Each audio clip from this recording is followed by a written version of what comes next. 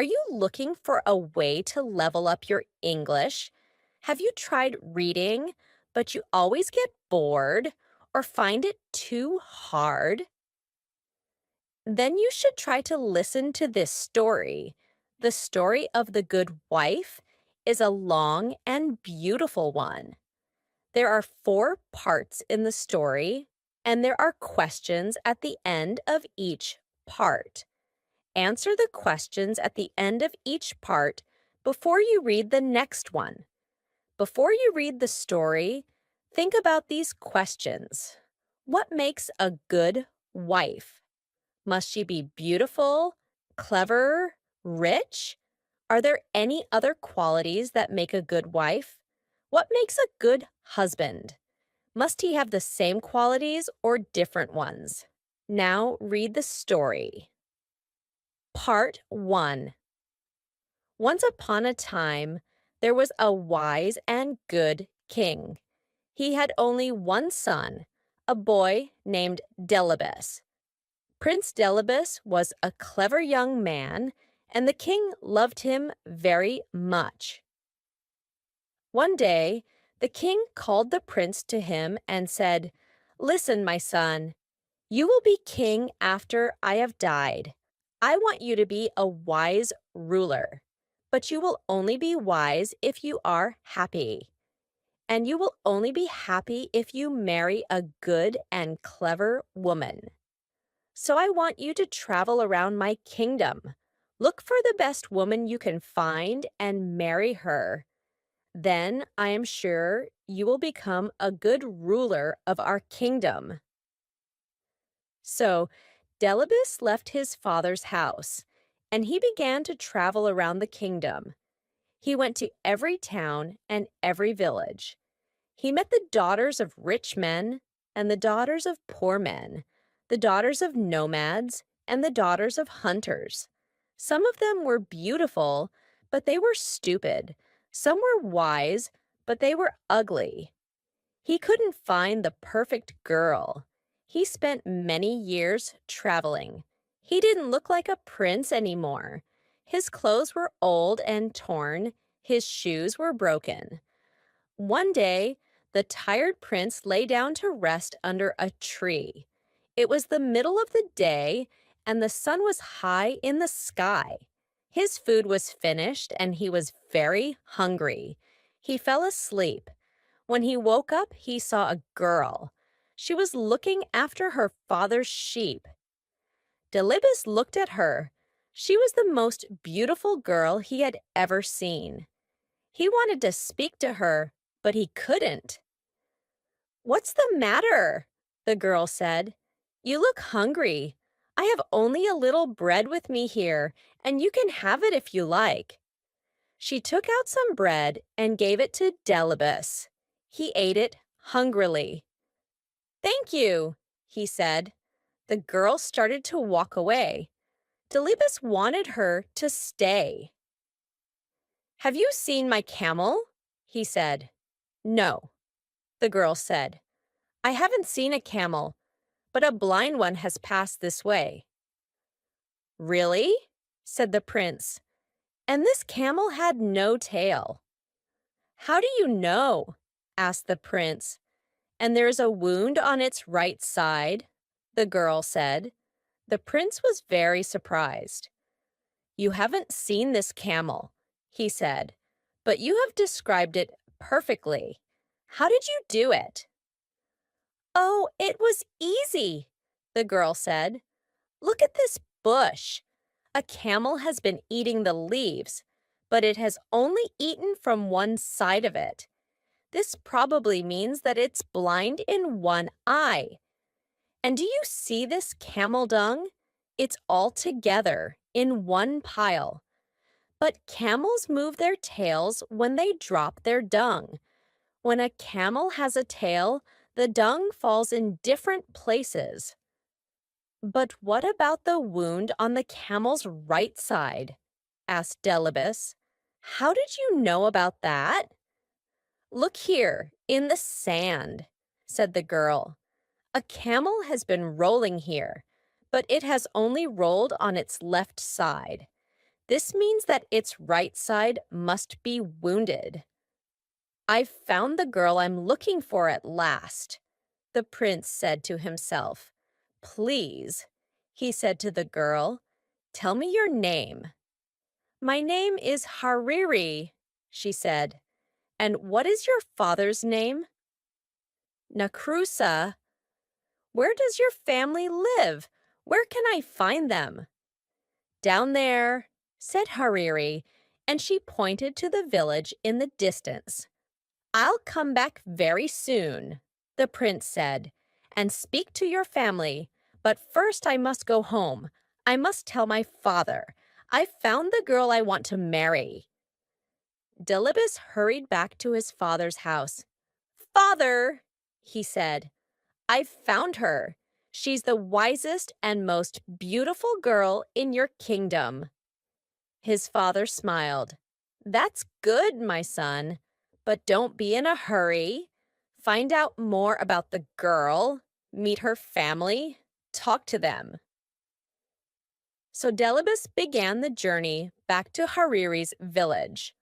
On the way, he met Nakrusa, Hariri's father. Let's walk together, he said to the old man. Very well, Nakrusa said. It was a long way to the village. The path was rough and stony, and the sun was hot. Nakrusa and Delibus walked together, but they didn't speak.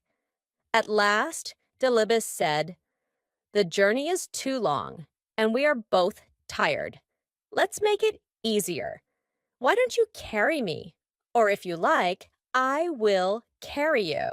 Then the time will pass more quickly. Nakrusa looked at Delibus, but he didn't say anything. What a crazy idea, he thought. What a stupid young man. They walked on, but they still didn't speak. After a while, they passed some young men. They were looking after a herd of 100 cows. Old man, said the prince, who do these cows belong to? They belong to my cousin, said Nakrusa. He's a very rich man. Rich? The prince laughed. No, he must be poor. I'm sure he's a poor man. I'm sorry for him. Nakrusa shook his head. What a strange young man, he thought. He's sorry for a man who has 100 cows. A little later, they passed another herd of cattle. There were 10 cows and 1 bull. Whose cattle are these? Delibus asked. Oh, they belong to my neighbor, said Nakrusa. He's only a poor man. Poor, said the prince. I don't think so. I think he's rich.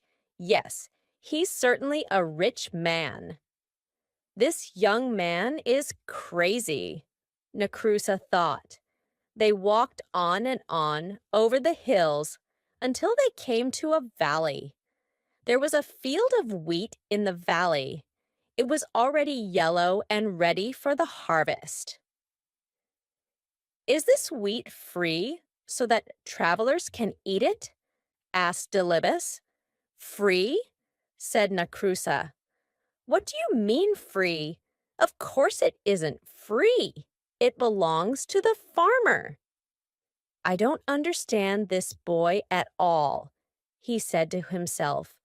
The sun was going down now. It was nearly evening. At last they could see the village in the distance. Some people were coming out of the village. They were carrying the body of a dead man. They were taking him to the cemetery. Who has died? Delibus asked Nakrusa. Who was this man? He was a good old man, Nakrusa answered. I knew him well. And will his name be buried with him? Asked Delibus. Or will his name live on? How stupid, Nakrusa thought. The poor man is dead. Of course his name dies with him. It won't be used again." He said nothing. He walked on towards his house, and Delibes followed him. Part 2. Before you read the story, did you think that the prince's questions in Part 1 were crazy? Do you think they will be explained in Part 2? Will Nakrusa change his mind about the prince? What do you think will happen next? Now, read the story. The prince and Nakrusa came to Nakrusa's hut. The old man turned round to Delibes. He wanted to say goodbye, but the prince had already followed him into his compound. Nakrusa was tired of Delibes. He wanted him to go away. But now, the young man was his guest. He had to welcome him. So he went into his hut and brought out a mat. He put it on the ground, and Delibes sat down on it. Hariri was inside the hut. She was cooking the evening meal. "Listen, daughter," Nakrusa said to her, "we have a very strange guest. A crazy young man has followed me all day. He's come to the village with me, and now he's here in my compound. Take him some water so that he can wash his feet." So Hariri took some water and went out to wash Delibes's feet. He was very happy when he saw her. She smiled at him, and his heart jumped. She was even more beautiful than before. "Why don't you put your feet on the mat?" she asked him. "Look, they're on the dirty ground." "But my feet are still dirty," Delibes answered. "You haven't washed them yet. If I put them on the mat now, the mat will get dirty too." So Hariri washed his feet. When they were clean, he put them on the mat. Hariri went back into the hut to find her father. "This young man isn't crazy at all," she said. "Oh, yes, he is," said Nakrusa. "Do you know what he said to me on the road? 'Let's make the journey easier,' he said. 'Why don't you carry me? Or if you like, I'll carry you.' Wasn't that stupid? How can I, an old man, carry a big young man like him?" "But, father," Hariri said, "you don't understand. He meant that the journey was long and boring. He wanted to make it interesting. When he said, 'Why don't you carry me?' he meant, 'Why don't you tell me a story?' And when he said, 'Or if you like, I'll carry you,' he meant, 'Or if you like, I'll tell you a story.' In that way, you could help each other along the road." "Well, anyway," said Nakrusa, "that wasn't the only thing. We passed a big herd of 100 cows. 'Who do these cows belong to?' he asked me. 'He must be a poor man.' 'Poor? A man with 100 cows is rich.' Then later, we passed a small herd of 10 cows and 1 bull. 'Who do these belong to?' he said. 'Oh, he must be a rich man.' Now, isn't that crazy?" "No, father," Hariri said. "He's right. The man with 100 cows is rich now. But he won't be rich for long. If he doesn't have a bull, his cows will never give birth to calves. After a while, they will all die and he'll be poor again. But the man who has a bull as well as 10 cows will soon be rich. His cows will all have calves. He'll have more and more cattle every year." "You haven't heard it all," Nakrusa said. "We passed a field of wheat. Is this wheat free? so that travelers can eat it? This stupid boy asked me. Free, I said. Of course it isn't free. It belongs to the farmer. Only he can eat it. But father, said Hariri, who is the farmer? Is he a generous man? Does he give food to the guests and travelers who come to his hut? Yes, said Nakrusa. I know the man. He's a good man. He's always kind to guests and travelers. And does he ask them to pay for their food? Asked Hariri. Of course he doesn't, Nakrusa answered. What kind of man asks his guests to pay for their food? Then the young man was right, Hariri said. The wheat is free. Travelers can eat it without paying. Well, perhaps, Nakrusa said. But listen to this. While we were coming into the village, we passed a funeral. A crowd of people were taking a dead man to the cemetery. And do you know what this poor fool said? Will his name be buried with him, or will it be used again? Oh, said Hariri, that's easy to understand. He was asking you if the man had a son. The father's name lives on in his son. It's not buried with him. It's used again and again. Nakrusa was tired of talking to his daughter. He went to talk to her uncles. My daughter's crazy, he said. You have seen that strange young man sitting outside my hut. He asks all kinds of stupid questions, but my daughter likes him. Does she? Said Hariri's uncles. That's good. Your daughter isn't a child now. She must get married soon. Why don't you let her marry him? He looks like a good man to us. Oh, very well, said Nakrusa. But it's all so strange. I can't understand it at all. They're both crazy. Hariri heard her uncles and her father. She was very happy. He's so handsome, she said to herself, and so clever. He's the best young man I've ever seen. Dilibis was still sitting outside the hut on the mat. He heard Hariri's words. He was very, very happy. Part 3. Before you read the story, will Hariri be happy to marry the king's son? Would you like to marry a famous person or a rich person? Now read the story. The wedding was soon arranged. Dilibis hurried back to his father, the king. Hariri is a wonderful girl, he said, the best girl in all Afar. I am very happy for you, my son, the king said. Send camels and cattle for the feast. Take some servants and all my armed men. Go to her house and marry her. Then bring her back to the palace. Oh, no, father, said the prince. She doesn't know that I'm the king's son. I don't want to tell her yet. I won't take any armed men with me. When I go to her house, I'll take only one servant. She'll think I'm a poor man.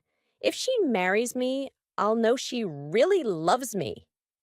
The king smiled. Very well, my son, he said. Go, but come back soon. I want to meet my new daughter.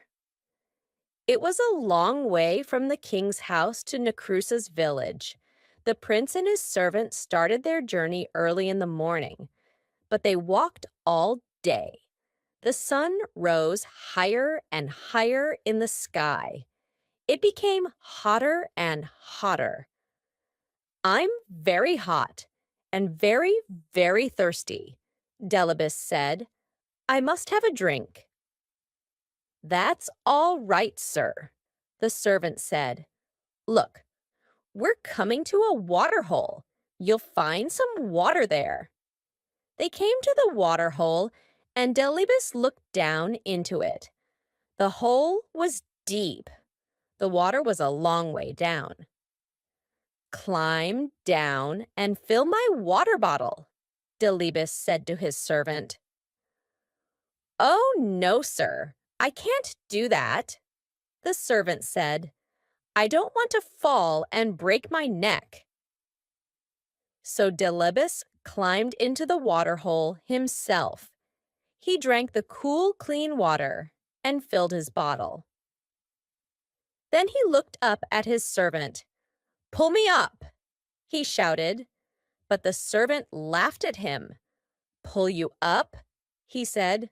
Why, you fool? I'm going to be the master now. He picked up a big stone and lifted it above his head. He's going to throw it down and kill me, thought Delibes. Wait a minute, he shouted. Don't kill me. You'll never escape. Someone will soon find my body. They'll tell my father, and he'll send his men to kill you. I've got a better idea. The servant put the stone down. What do you mean, a better idea? He said. We'll change our clothes, said Delibes. You take my clothes, and I'll take yours. You can be the master, and I'll be the servant. The servant laughed. That's a stupid idea, he said. If I pull you out of the water hole, you'll kill me. I know you will. I won't kill you, I promise, said the prince, and I won't tell anyone that you're my servant. The servant picked up the stone again. I don't believe you, he said. Get ready to die. Very well, the prince said, but don't you want to marry the most beautiful girl in Afar? How will you find her father's house? Only I know the way. The servant thought for a moment. Do you really promise? He said. You won't kill me? You'll be my servant, and I'll be your master? Yes, answered Delibes. You know me. I always keep my promises. All right, the servant said, and he pulled Delibes out of the water hole. They changed their clothes. The prince took the servants, and the servant took the prince's. Then they walked on along the road. At last they came to Necrusa's village. Everything was ready for the wedding. The women were cooking a wonderful feast. Guests were arriving. People were singing and dancing. Hariri couldn't wait to see the face of her dear Delibes. She looked out of her hut, but there was the servant dressed in Delibes's clothes. This man isn't my husband, she said. I've never seen him before. Don't be a fool, her father said. Look at his clothes, his dagger, and his shoes. He was wearing them when he came here before. But my husband is a clever man, said Hariri. This man looks like a fool. Let me ask him some questions. Oh, very well, Necrusa said. But be quick. The guests are waiting. The wedding must begin. So Hariri came out of her hut and spoke to the servant. Tell me, she said, what is the heaviest thing a man can carry? The servant frowned. The heaviest thing? He said. Let me think. A camel's heavy. No, a fallen tree is heavy.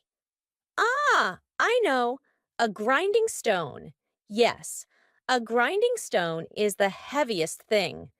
Hariri looked behind the servant.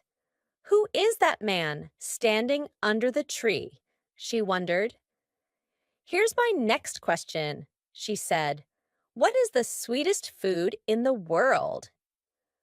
The sweetest food, the servant said. The sweetest food? Yes, I know the answer. The sweetest food is honey. Hariri was watching the man under the tree. He was coming towards her now. I have one more question, she said to the servant. What is the most beautiful smell in the world? The servant shook his head. What a stupid question, he said. Flowers have the sweetest smell. Everyone knows that. Delibes was standing behind his servant now. He smiled at Hariri. This man says he's my husband, said Hariri. But he's a fool. His answers are stupid. Nakrusa was very angry. Daughter, he said, what are you saying? Look, the wedding guests are here. The feast is ready. Take this man. He is your husband. Please, father, Hariri said. I can't marry a fool. Let me talk to his servant. She looked at Delibes. Did you hear my questions? She asked him. Yes, said Delibes, and here are my answers. Your first question was, what is the heaviest thing a man can carry? My answer is a promise. A promise is a very, very heavy thing. For me, just now, it's the heaviest thing in the world. Next, you asked, what is the sweetest food? I know the answer to that question. I was alone once in the desert. I had no food. I nearly died of hunger. Then I met a girl. She gave me a piece of dry bread. It was the sweetest food in the world because I was so hungry. Your third question was this. What is the most beautiful smell? I can answer that one too. It is the smell of the skin on the neck of your baby son. I don't have a son yet, but one day, God willing, he will give me a wife, and one day, God willing, she will give me a son. Hariri laughed and clapped her hands. Did you hear that, father? She said. This man is my husband. But he's only a servant, Nakrusa said. I'm tired of all this nonsense, Hariri. I'm your father. You must obey me. Marry the master, not the servant. Hariri went and stood beside Delibes. Master or servant, this is the man I will marry, she said. The servant was frightened when he heard this. He fell down on his knees. Oh, please, please forgive me, he said to Delibes. I was a fool. Don't tell the king, your father. The king? Your father is the king? Nakrusa said to Delibes. My dear boy, this is wonderful. Hariri, my child. You're right. Of course. This is the right man for you. I always knew you were a clever girl. You're going to marry a prince. Where are the singers? Is the food ready? Let the marriage begin. Part 4. Before you read the story, what do you think will happen next? Will the king, Delibes' father, like Hariri? Will Hariri and Delibes be happy together? How do you think the story will end? The wedding was a happy one. Everyone ate and sang and danced. Only Delibes' servant wasn't happy. He went out of Nakrusa's compound and ran away. They never saw him again. The next day, Delibes and Hariri began the journey back to the king's house. Everyone there was very happy to see them. The king liked his daughter-in-law at once. "My son, you have chosen well," he said to Dilibus. "Now I know that one day you will be a wise and happy ruler." After a year, Hariri had a son. Dilibus was very happy. He took his son in his arms. He smelled the skin on the baby's neck. It was the sweetest smell in the world for him. Hariri smiled at him. "I have given you a son," she said. "Now I want you to give me a promise." "Yes, of course," said Dilibus. "What is it?" "I'm always frightened when you go out at night," Hariri said. "There are bad men in the town, and the wadi is the most dangerous place. Please don't go to the wadi in the evening when the people and the animals have returned to the town. Promise me." "I promise," said Dilibus. And so Dilibus and Hariri lived happily for many years. They had 7 sons and 7 daughters. The old king died, and Dilibus became king. He was a wise and good ruler. The years passed. One day, when Dilibus and Hariri were old, a servant came to Dilibus. "The camels have returned from the wadi," he said, "but one of them is lost." Dilibus forgot his promise to Hariri. "I'll go myself and look for it," he said. It was dark outside. There was only a half moon in the sky. Everything was quiet. There was nobody at the wadi now. Everyone was at home in their own houses. Suddenly, 4 men jumped out from behind a tree. "Give us your money," shouted one. "Give us your clothes," shouted another. The third man came close to Dilibus and looked at his face. "Let him go," he said to the others. "It is the king." "What?" the fourth man said. "Yes, quick, let him go." But the first 2 robbers laughed. "Let him go?" they said. "Are you crazy? He'll send his soldiers after us. They'll catch us and kill us. No, we must kill him now." They began to argue with each other. "Kill him," the first 2 robbers said. "Let him go," said the others. The first 2 robbers were the strongest. "We must kill you," they said to the king. "We want to save our own lives." "Give me one last wish before I die," the king said. "Very well," said the robbers. "What is it?" "Go to my house," Dilibus asked them. "Tell my wife that you saw me near the wadi. Say to her, 'There's a black cow in my herd of cattle. Its horns are too long. It will put out the eyes of the other cows. Take it out of the herd.'" "Is that all?" asked the third robber. "No," answered the king. "Tell her this. There's a black mat on the roof of my house. Take it away. Put a white mat there in its place." "Is there anything else?" said the fourth robber. "Yes," Dilibus answered. "I have 4 camels. Tell my wife to keep 2 of them, but tell her to let 2 of them go." "Have you finished now?" the first robber said. "Yes," said Dilibus. "Then you must die," the first robber said. And so the robbers killed Dilibus. They took his body and threw it under a tree. "Come on," the first 2 robbers said. "We must run away." "No," said the third and fourth robbers. "We must take the king's message to his wife. We promised."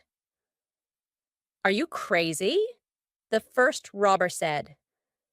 She'll know that we killed him. Her sons will kill us. But she doesn't know that he's dead, the third robber said. Nobody knows that he's dead. So the four robbers went to Delibes's house. They asked to see the queen. She was talking with her 7 sons.